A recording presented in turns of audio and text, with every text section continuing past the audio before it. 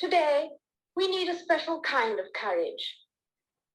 Not the kind needed in battle, but a kind which makes us stand up for everything that we know is right, everything that is true and honest. We need the kind of courage that can withstand the subtle corruption of the cynics, so that we can show the world that we are not afraid of the future. It has always been easy to hate and destroy. To build and to cherish is much more difficult. Well, welcome to How to Speak Like the Queen. This webinar today is not about how to achieve an accent like Her Majesty Queen Elizabeth II, but it is about how we can learn how to communicate more effectively and speak more graciously like the Queen. So we're going to be looking at strengths and weaknesses, all that we can mine from some clips of her. And to join me today doing this is the Archduchess Kathleen and the Reverend Jonathan Aitken. Again, everyone, welcome. We're going to be giving prizes away this entire time. The first prize is this beautiful royal biography of the Queen. It is by Matthew Dennison, and it goes to Kelsey On. Congratulations, Kelsey. This book will be on its way to you soon. We're going to be watching some clips today of the Queen and then discussing that, and then we'll also take your questions. So even now, please submit your questions in the Q&A box. That would be wonderful. And I'm going to begin with hearing from Jonathan Aitken, and then we'll invite the Archduchess back up on stage and we'll hear from her as well. Well, Jonathan, today you are a priest, an author, and a speaker. Some years ago, you were in high office as a member of parliament and cabinet minister. Can you, in the next couple of minutes, just before we dive into clips of the Queen, would you be able to share with us how you went from high office to where you are today? I would love to hear your story and introduce that to our guests. Well, beginning even further back, I was 10 years old when the Queen came to the throne. And I remember that very vividly as a schoolboy. I attended her coronation.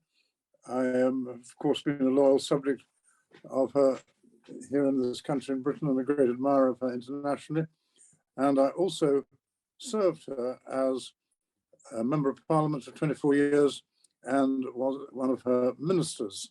I was a minister of the crown, as we call it here, as a defense minister and as a cabinet minister who had the job of chief secretary of the treasury. And I was in parliament for 25 years. You're right in suggesting that I rose high in the world of politics, but I also fell very low. I made a terrible error of judgment and character, told a lie in a complicated libel case of spat with a newspaper. I was caught out, pleaded guilty to a charge of perjury, and served an 18 months prison sentence for perjury. While doing that, although I was a man of faith before, I found my faith deepening, so much so that when I came out of prison, I went back to university, to Oxford, where I had read law as a 19-year-old undergraduate. I went back as a 59-year-old ex-prisoner to read theology. And I took a degree in theology and didn't quite know what I was going to do about it or with it, except that I wanted to serve God in the world of prisons. And I worked very closely with various prison charities in the United States, Prison Fellowship in Canada, and of course in the United Kingdom and around the world, but did not think of getting ordained as a prison chaplain. But when God calls, you come. And a few years ago, I became an ordained clergyman and a prison chaplain. And why did I do that? Well, when I was thinking about it, on the whole thinking I wouldn't do it, I read a little verse of Doggerel from a famous prison chaplain who once been a cricket captain of England. And the Doggerel verse went, "Some like to live within the sound of church and chapel bell. I want to run a rescue shop within a yard of hell." And actually, that's what I do. I've today been in one of London's biggest prisons, and we had our usual share of dramas, from suicide attempts to fights to pastoral ministry of a very comforting, I hope kind, to dealings with staff and officers and governors. But I love the world of prison ministry, and that's why I'm very happy to have ended up serving God in this way. I think that's enough for me. Thank you. It's certainly not enough. I've had the privilege of hearing Jonathan speak at Canada's Parliament. We brought him to the National Prayer Breakfast, and there in front of the Prime Minister and the Supreme Court judges and about 1,000 other people, we got to hear his story in depth. And I hope that everyone gets a chance to hear all that he just shared and so much more. Because Jonathan, it is so humbling and inspiring to hear about the presence of God in your life and the way that you're able to respond to some national mistakes and continue to write a beautiful story with your life. Speaking of your writing, I did my graduate studies on the movement to end the slave trade. I'm going to be doing a PhD in this as well. And in all my studies, my favorite book of all the books I had to read was by you, Jonathan. It was John Newton, From Disgrace to Amazing Grace. And we're going to be giving away a copy of that book right now. And this book goes to Mark Wagner. Congratulations. You'll receive in the mail this book from Jonathan Aitken. Well, Jonathan, we're going to bring you back up in a couple minutes as we look at the Queen's speeches. But first, I'm going to let you mute yourself and close your camera for a minute. And we're going to bring on the Archduchess. So everyone, please give a warm digital welcome to Her Imperial and Royal Highness, the Archduchess Kathleen. Kathleen, welcome. Thank you, Daniel. It's a pleasure. And where are you tuning in from? I'm actually tuning in from our vacation in Slovenia, in rural Slovenia. Well, it is my parents' favorite place to visit in the world. They also say that it is so beautiful. So today you are a European princess. Some years ago, you were in advocacy in the United States. And before we dive into parsing the Queen's speeches, I would just love, you have such a unique story, as does Jonathan, and I would love for our audience to get to hear from you. How did you go from being in advocacy in the States to becoming a European princess? Sure. So I was born out of wedlock to two very young parents. And from a very young age, because of that fact, I have felt the Lord calling me to be an advocate for the preborn. And so after university, I went to Washington, where I worked for American Life League as their communications director, and then for Catholic Charities for the Diocese of Arlington as their communications director. And this call has really been on my heart and continues to be for my whole life. And I really thank the Lord for it, and also for bringing me to Washington, where one day at church, actually, my parish was holding an event for the anniversary of the death of my husband's great-grandfather, who is Blessed Karl of Austria, who was the last king and emperor of the Austro-Hungarian Empire. And the Catholic Church has declared him blessed, which basically means that he is worthy of being admired and studied for his personal holiness and the example of holiness that he gives, and along with his wife. He was called the Emperor of Peace because he was one of the only the only leaders on the world stage who was working for the end of the First World War. And my parish in Washington has an event every year in which they commemorate his death. Actually, sorry, not his death, his wedding day. So one year, my husband was doing an internship in Washington and came to give a speech at my parish. And we found out later that we had both been praying intensively directly before to find our future spouses. And God really answered our prayers in a very mighty way, in a very quick way, which is not always the case when we met each other shortly thereafter. He was a university student working on his master's at the time, and he didn't speak his English was a little bit subpar, but he had an amazing confidence to get in front of 300 people and share his message and the story of his great-grandfather with us. And I admired that so much.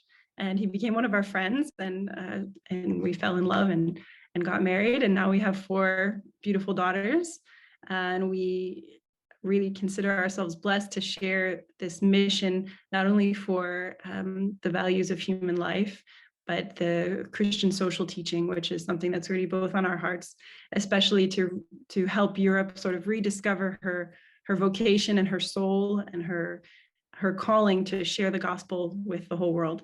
So this is, that's a little bit my story in a nutshell, and I'm very happy to be here with you today. Well, thank you so much. It is such a privilege to get to have both of you here. And I love getting to hear your story. Archduchess, I've read up on your story. There's even more depth and breadth to it one can find online. And it's just such a meaningful and beautiful thing, the way you're using your voice and your platform, again, first as an advocate in the States and now as a European princess, to be advocating for the vulnerable, for those who are often forgotten, and using the prestige that comes with your position for such humble good in this world is such an inspiration to me. So thank you both for being here, but also for using your voice the way that you do. Well, we're gonna now dive into some clips of the Queen Elizabeth II. And so I'm gonna share the screen, trusting that technology will not fail us any further today. I'm gonna just introduce this clip right here as this comes up. So this clip is going to be the only that we're not going to really see the Queen, because this was a radio broadcast. It was Queen Elizabeth II's first Christmas broadcast in 1952. She hadn't even yet been coronated, but she was, I believe, already Queen. We're going to listen to just 1 minute of this, and then our two guests are going to draw from this some public speaking tips. At my coronation next June, I shall dedicate myself anew to your service. I shall do so in the presence of a great congregation drawn from every part of the Commonwealth and Empire, while millions outside Westminster Abbey will hear the promises and the prayers being offered up within its walls, and see much of the ancient ceremony in which kings and queens before me have taken part through century upon century. You will be keeping it as a holiday. But I want to ask you all, whatever your religion may be, to pray for me on that day, to pray that God may give me wisdom and strength to carry out the solemn promises I shall be making, and that I may faithfully serve him and you all the days of my life. May God bless and guide you all through the coming year.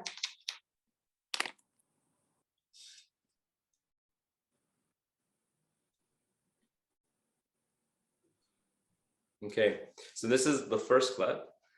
Do either of you want to take the plunge in sharing with us either strengths or weaknesses, anything we can learn from this first radio broadcast of Queen Elizabeth II?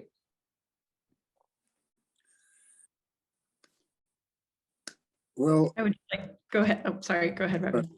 Well, I guess I heard that as a schoolboy, because even though I'd have only been 10 years old, like many a family in England, we gathered around the radio set at Christmas time to listen to the Queen's Christmas Day broadcast.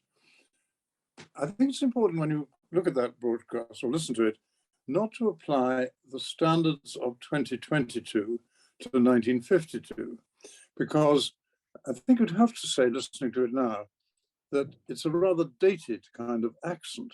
It's a bit stilted, a bit high, squeaky, a sort of cut glass, aristocratic accent of its time. And so it's easy to sort of say, well, it doesn't sound so good now. However, once you've moved out of the sort of mistake of judging in 2022 the way something was presented in 1952, I think one could say it's a very clear message. You take away something very strong and important for it. The two things I take away from it now, number one, when she uses a phrase about how it's her intention to faithfully serve us, and faithfully serving is at the heart of the monarchy, and the other thing she asks us to pray for her. So even though the accent and the presentation seems a bit dated, it's still, even now, a very effective message.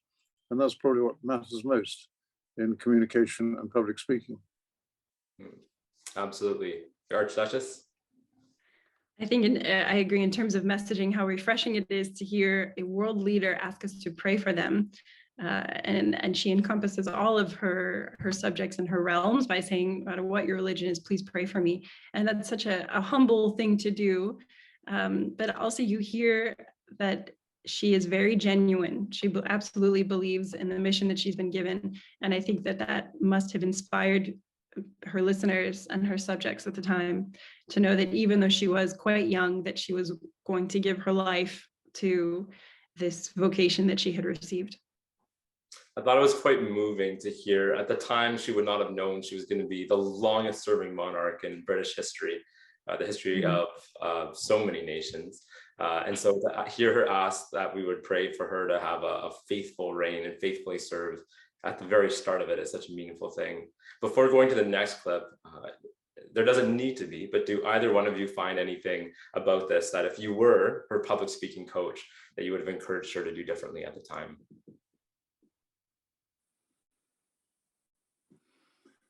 I think I'd have encouraged her to go a bit slower. She is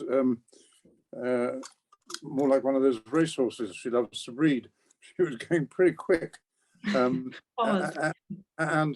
I'll leave aside what I've already said about the dated nature of the accent. At a time back in Britain, accents of various kinds were very, very common. Regional accents, class accents. Now we've, even in a country like ours, we've really become something called BBC English, which is very kind of across the board accepted way of speaking. But back in 1952, there was something called the King's English, which of course was to our father and grandfather like that. But the King's English was thought to be the perfect English. But there was no such thing as a perfect English accent or presentation as the reality. And so I think the only thing I would say is, Your Majesty, go a bit slower. And just to remind everyone, I'm sure you all already know this, for those of you who have seen the movie The King's Speech, her father did, if I could be wrong, correct me, Reverend Jonathan, but her father had a speech impediment. So she must have been very familiar with his struggles to master his own communications. And I'm sure she would have taken a lot of lessons from the way that he did that and the way that he presented himself and practiced. So even more courageous given that kind of personal history that she had seen. Absolutely. Very good. Very good.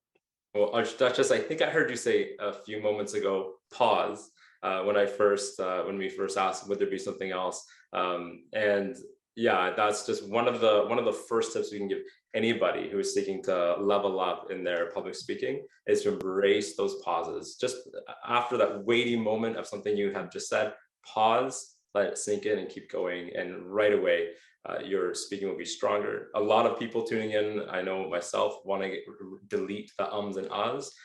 The best way to delete ums and ahs is to be comfortable with pauses, because it's usually where there should be a pause.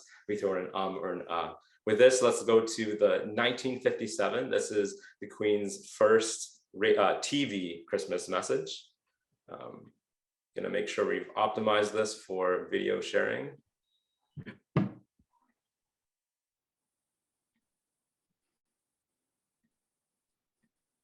Okay, so this is her first Christmas TV broadcast, 1957. Enjoy. Happy Christmas. 25 years ago, my grandfather broadcast the first of these Christmas messages. Today is another landmark, because television has made it possible for many of you to see me in your homes on Christmas Day. My own family often gather round to watch television, as they are at this moment, and that is how I imagine you now. I very much hope that this new medium will make my Christmas message more personal and direct. It's inevitable that I should seem a rather remote figure to many of you, a successor to the kings and queens of history, someone whose face may be familiar in newspapers and films, but who never really touches your personal lives. But now, at least for a few minutes, I welcome you to the peace of my own home. That it's possible for some of you to see me today is just another example of the speed at which things are changing all around us. Because of these changes, I'm not surprised that many people feel lost and unable to decide what to hold on to and what to discard.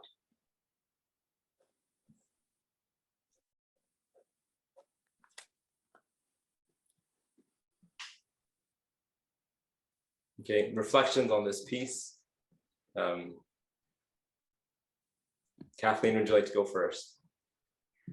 Yeah, so I have a confession to make. Daniel sent us these clips earlier this morning, and I listened to them in the car with our children. And it's a shame that you don't continue a little bit longer, because she is quite prophetic about 30 seconds later in this clip, when she talks about the meaning of courage and kind of going against the tide and the wave of time. And I paused the recording, and I had our children, our girls, listen to it again, and it started a beautiful conversation on what is courage. And I find her so very genuine and humble in this piece, and I think that comes through. And it's a true, well, several things. First off, we see true humility in the sense that she embraces who she is. She is the Queen of England, and she represents the Commonwealth. She represents her subject. She doesn't deny that. She doesn't try to make herself something that she is not. And that's the true definition of humility. And she also absolutely witnesses in this prophetic way this changing time that she was living in, and that we see even more today in 2022, and has the courage to say, don't reject everything that has come before. Take the good from the past as we go through to the future. And so in that way, she is manifesting this role of queen and mother to her people. And also one of the big blessings of having a constitutional monarchy like you do in the UK is that she represents something that is solid and will last through the ages, that is not subject to the whims of politics. And I think you see that here. And then in terms of her presentation, she has gone slower, she has paused, but it's her first television, so you can see her facial. I think she could maybe work on smiling more, or reflecting that more in her facial expressions. Amazing. Well, let's play the clip that you were inspired by, and let's just go with the flow and play this right here.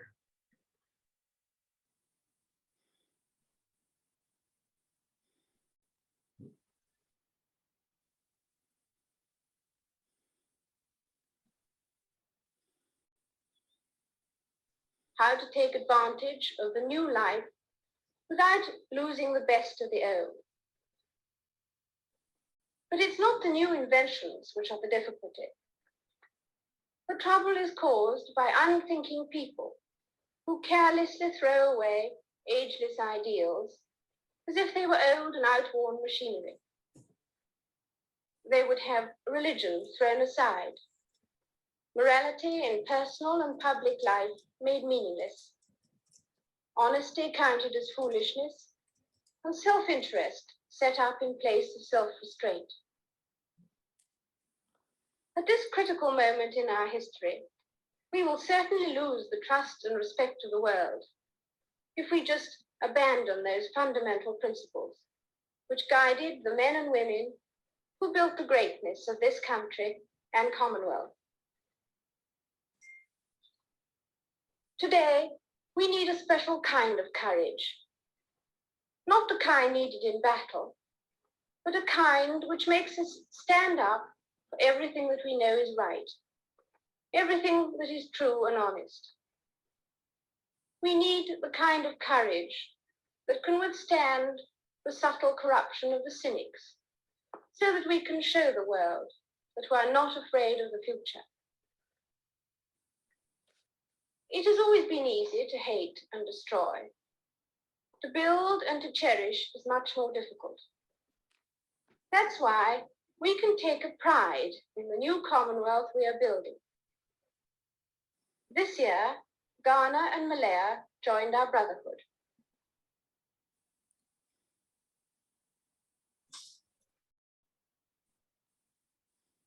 Archduchess, I am so glad that you asked us to keep watching, because those words are, like you said, so prophetic. Jonathan, would you like to comment on the public speaking lessons from the speech? Well, on the public speaking lessons, there are a few, but I think they're rather unimportant because two or three things shine through this broadcast, which are much more important than the tricks of the trade of public speaking. First of all, I think it is her character breathing through the sentences which really counts. And as you watch it, even though there are a few sort of awkward moments by modern television standards, she's no teleprompter, she doesn't quite know how to use her hands, she keeps looking down at her notes too much, and her accent again seems a bit odd now. She talks about people are lost, which is an odd pronunciation of lost, but Australians all over the world always used to laugh at the Queen's pronunciation of Australia as Australia, and it's coming there lost. So these are little minor peripheral things. Two big things stand out to me. One, it is the character breathing through the sentences that count. Secondly, her message of faith counts. And that's a recurrent theme of her broadcasts. I think every single one of the 70 that she has now made have always contained a strong message about her Christian faith and the inspiration that it can give us all. There are other fascinating historical sides about it, but I think people who speak badly often, the Queen is not speaking about it, but I used to listen to umpteen speeches in the Houses of Parliament, and there are often people who are fumbling and but if they really got their message across, they got it by their character and their sincerity, much more important than being slick at debating. So I think Her Majesty comes very well out of that, admittedly, rather out of time broadcast. Absolutely. Kathleen, did you want to add anything? I think you've really summed it up well. This was my favorite clip that you sent. So. Absolutely. And this is a sobering reminder to me. I work in the space of public speaking coaching, and it's easy for us to focus too much on the art of speaking rather than on the speaker themselves. And there's a lot of our clients will want to really focus on what I mentioned last time, which getting rid of ums and ahs, and actually say to them, if you're a speaker who's telling a story that is compelling, if your message is one that is dripping full of conviction, then people don't even notice whether you say and they're listening. But even more important than being compelling or having conviction is that the message itself is a meaningful message that people need to hear, and that shines through. You can't fake that. That shines through the person that the speaker is. A great reminder to be cultivating the depth of our character, our courage, and the health of our souls. We have something actually meaningful to share. Let's go to the next clip. We're going to jump more than 50 years from the last clip to the year 2012. So this is the Christmas speech from 2012. Jonathan mentioned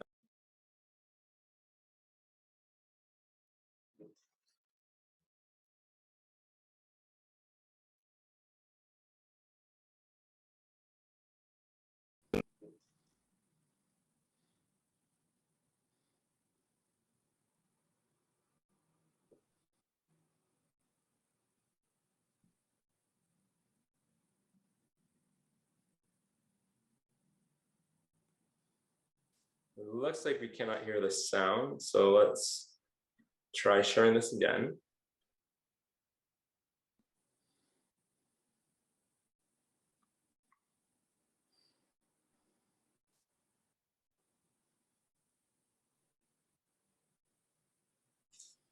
To serve, not to be served. He restored themselves to the best interests of others. This is the time of year when we remember that God sent his only Son to serve, not to be served. He restored love and service to the center of our lives in the person of Jesus Christ. It is my prayer this Christmas Day that his example and teaching will continue to bring people together to give the best of themselves in the service of others.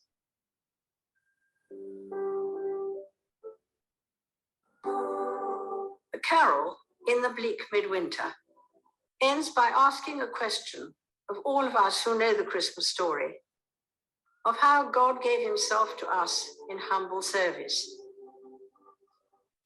What can I give him, poor as I am? If I were a shepherd, I would bring a lamb. If I were a wise man, I would do my part. The carol gives the answer. Yet what I can, I give him. Give my heart.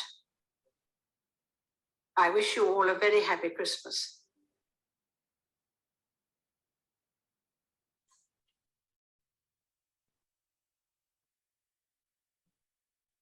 Okay, so this is one of many examples where the Queen spoke of the Christmas message and who Jesus is and what he means to her. One of the more controversial things someone could speak of. Would either of you like to take the plunge into some observations from this Christmas message?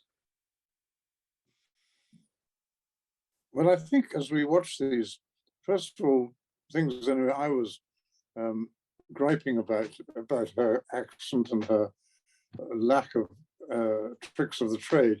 They've all dissolved. She's got very, very good at broadcasting and the art of it by the time she is broadcasting here, which is over the age of 80.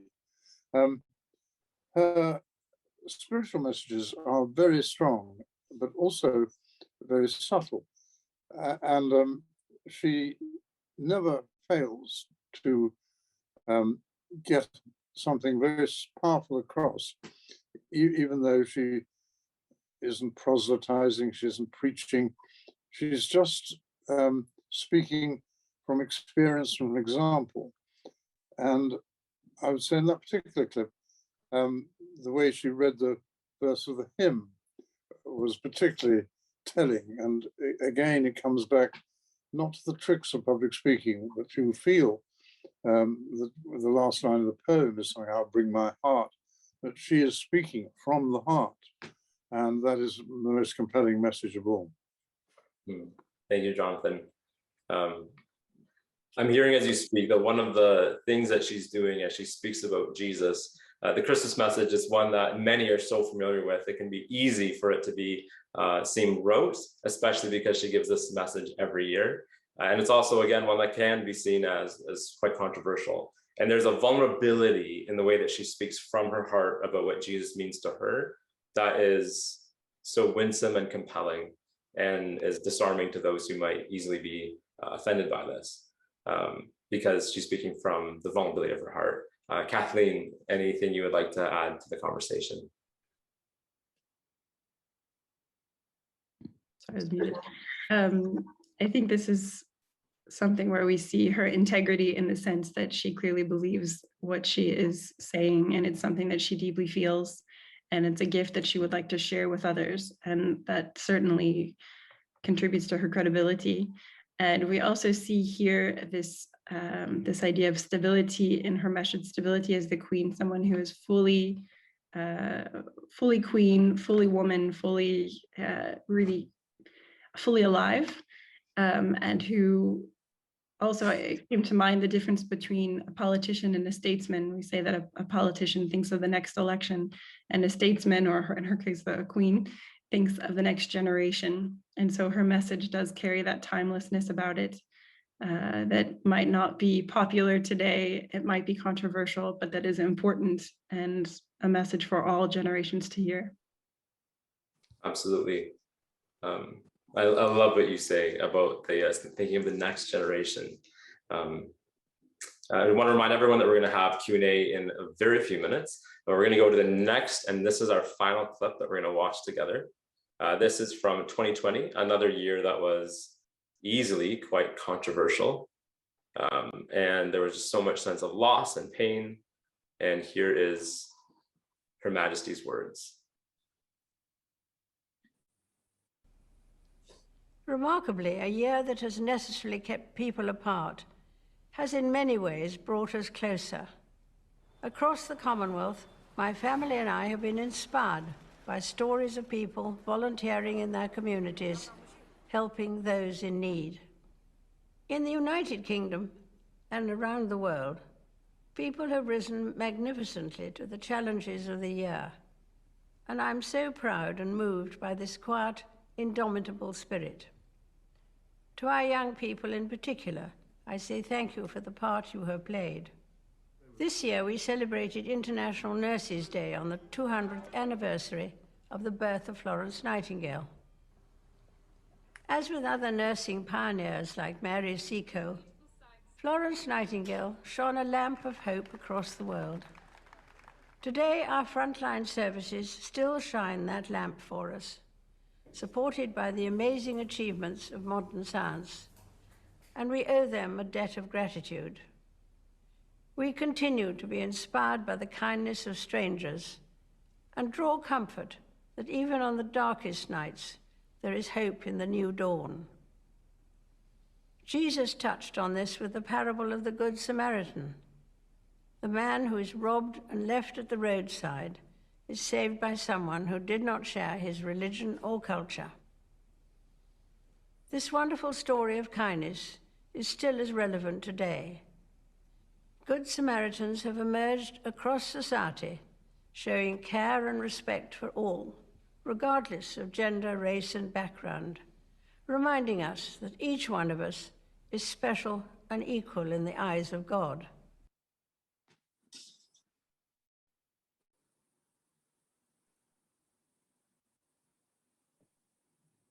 So we got to see and listen to her 1952 Christmas speech, and then her first TV broadcast, 1957, and now this is 2020. What are some of the differences you observed from when she first began to the present day?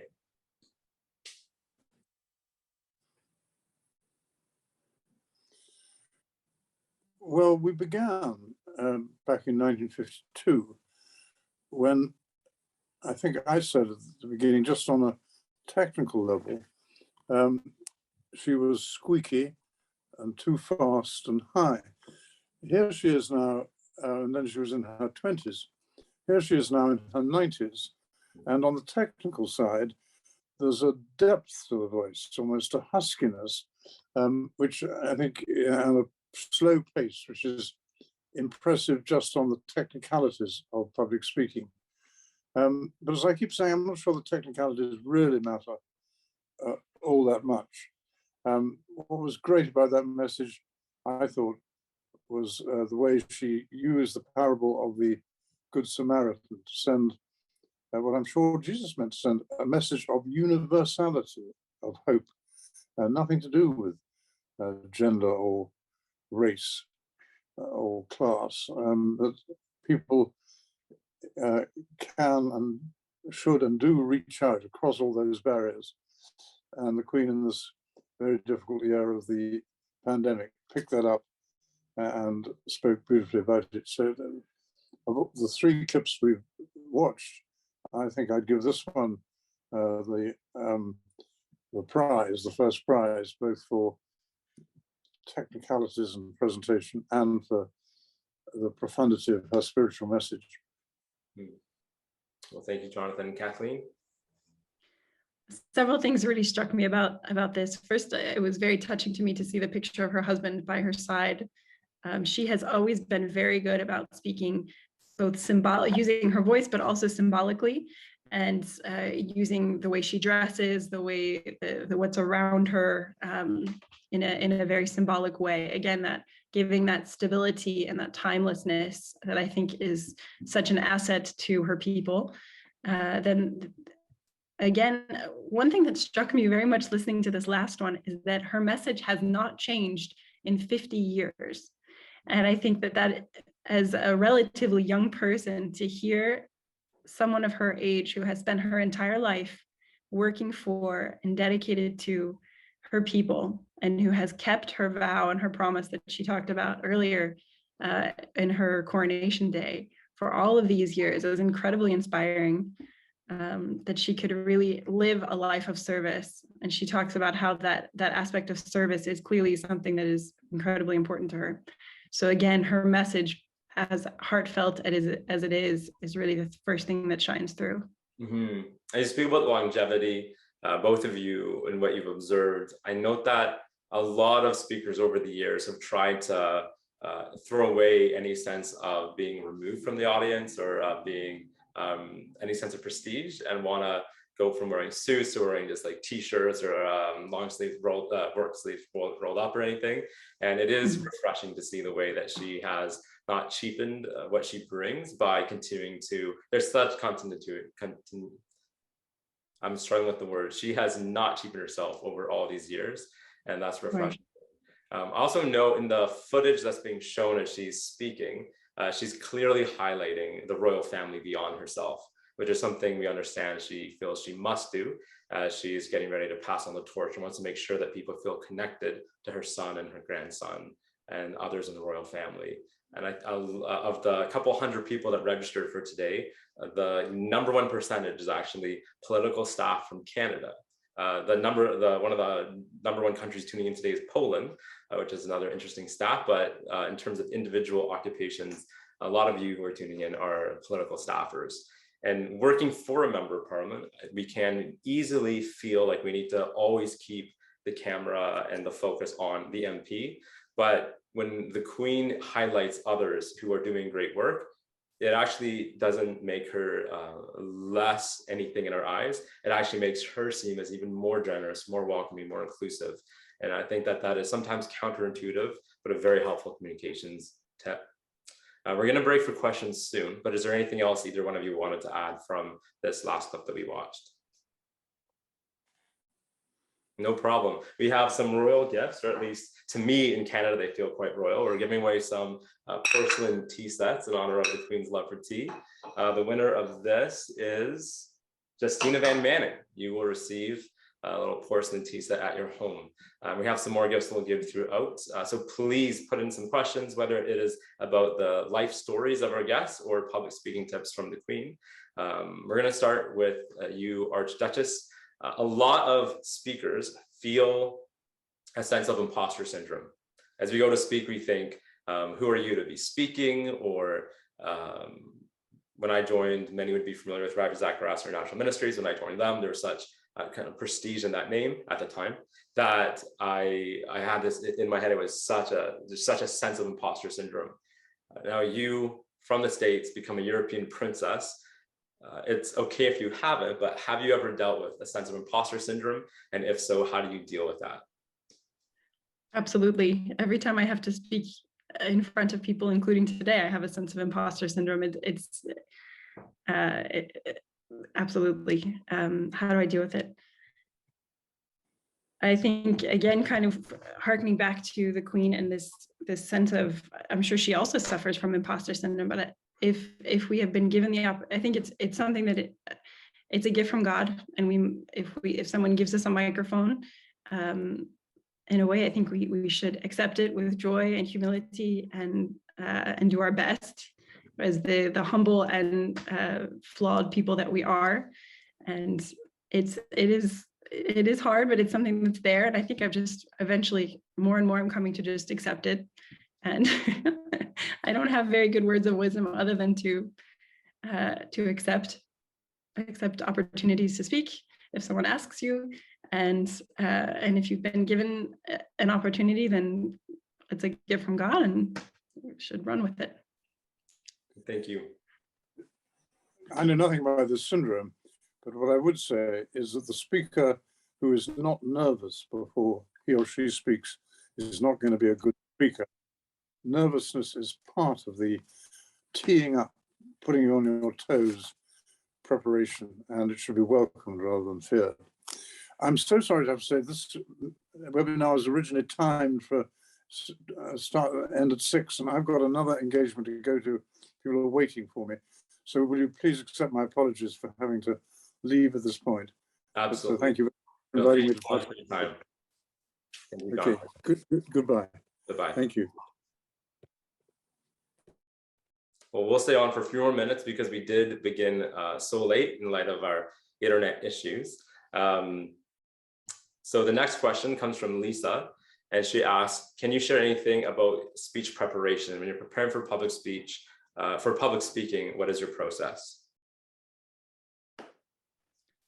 To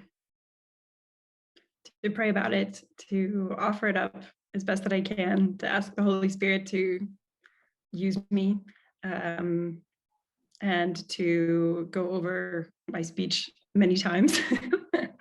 And then eventually to kind of narrow it down. And I'm very visual, so I like to underline things, or when I'm typing up the speech to make some words bigger, to put, in order to force myself to pause, I'll make, I'll indent several times, or I'll put the word pause in bold or something like this. And to try to read as little as possible if it's possible. So that's my method, but everybody has a little bit their own. My husband's is very different. Mm-hmm.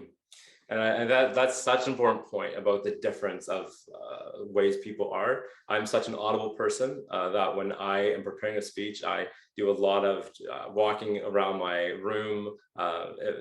Right now we're living close to a beach, so I'll walk along the beach, let the waves roar, and I'm practicing moments of the speech or the whole speech out loud. I do much less writing things down. Whereas I have other amazing colleagues who are the opposite of me. They are spending their time writing things out and refining the writing of it.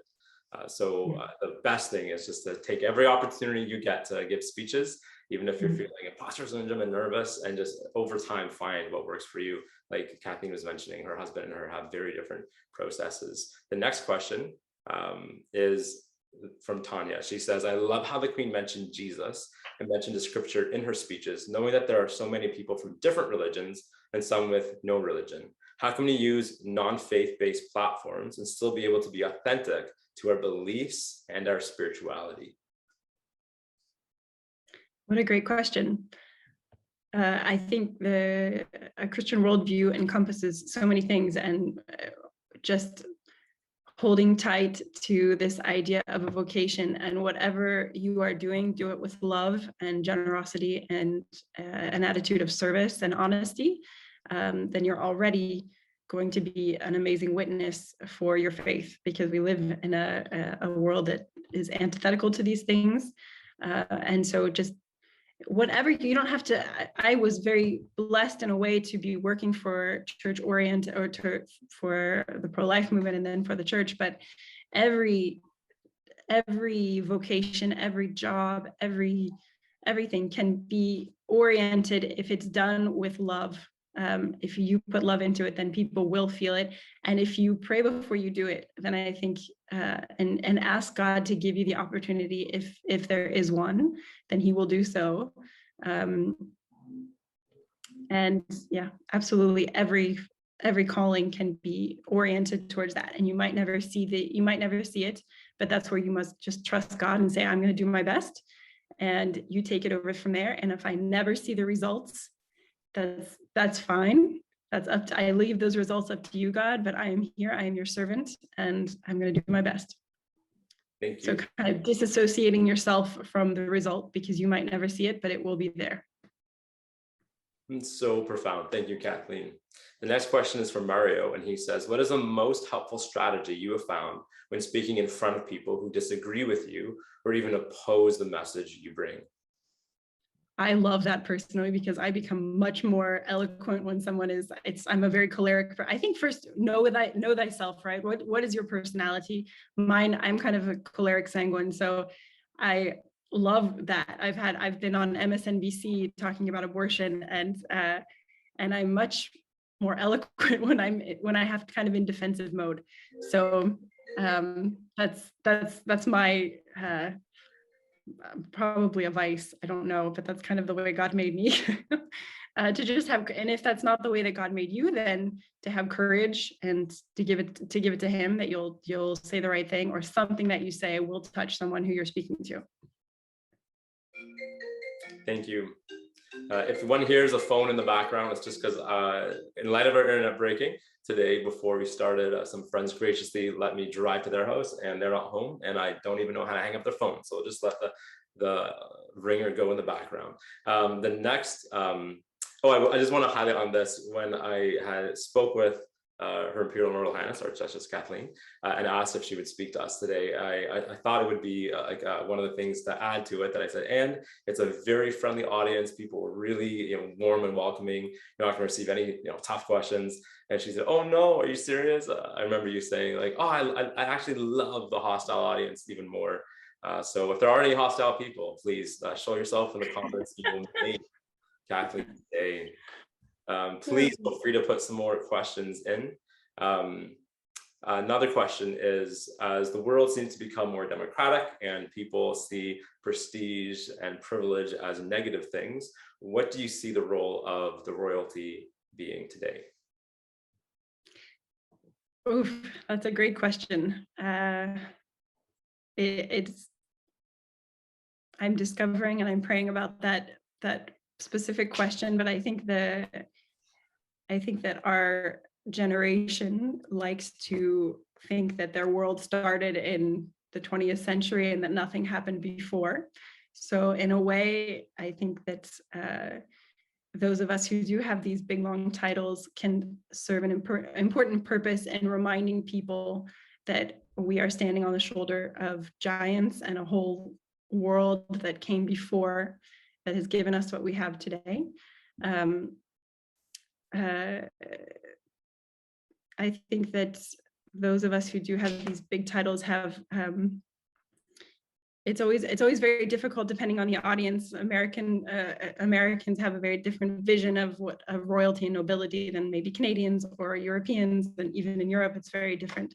But it's something that we also to accept your past, your family's past, who you are, that your background matters, your personal background, but also your family story is important. Every one of our family stories is important. And realizing that even as the Queen said, that God made all of us and put us in this specific time and place and family for a reason, and we're discovering what that is. And He has put me here for a reason, and I'm discovering every day what that is. So it's a difficult question that we're praying about and discovering on a daily basis, and one that even with our girls here traveling in Slovenia and in Central Europe, which are all part of the old Habsburg monarchy, it's been interesting with our girls to try to explain to them that this is something that they can feel at home in these countries because they're linked to their family. But otherwise, one thing I like to tell my girls is that our Lord made all of us. We are sons and daughters of the King, and we are all, every girl is a princess. And so they also repeat that as well. And I don't know if that answers your question. Absolutely. I just want to say, I so appreciate the kings and queens that have been such a wonderful example of humility and courage. In the Canadian context, I look at how the Queen has so grounded us in our history. Just seeing her face, let alone hearing her speak, reminds us of where we've come from. And I can look at some countries that have thrown off their imperial, or their monarchy, and it is there's can be in some of these situations such a being untethered from one's past. And so I really appreciate it in general, but the more, just in the little glimmer that I've gotten to see into your work as the Imperial Royal Duchess, I'm just so impressed with you as another example of royalty who's using your platform to make a beautiful difference. We have another question. Again, there's the ringer going in the background here. It's just going to be part of the ambiance. This question comes from Monica, and she says, speaking of accents, I live in the United States, but I'm from India. I have an accent of my mother tongue. I have several friends who seemingly have shed their accents, but have not ever tried.